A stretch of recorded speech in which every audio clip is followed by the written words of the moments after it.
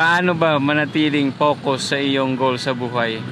Sa ganang akin po, isang epektibong paraan upang manatiling nakatutok sa ating mga target o goal sa buhay, yung pagtanggal po ng mga sagabal o yung mga distractions.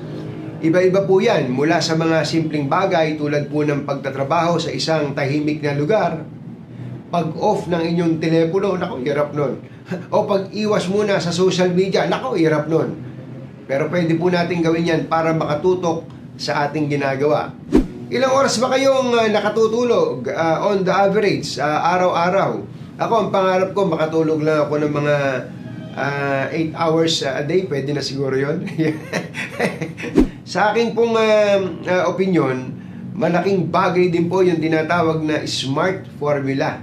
Para hindi po tayo maguluhan sa ating tinatarget, gawin po nating S, SMART, specific. Ano ba yung layunin natin? M, measurable. Dapat nasusukat natin yung progreso sa ating goal. A, attainable. Makatotohanan ba ang ating mga itinakdang deadline? R, relevant. Paano ito makatutulong sa inyong long-term objectives? At siyempre, T, time-bound.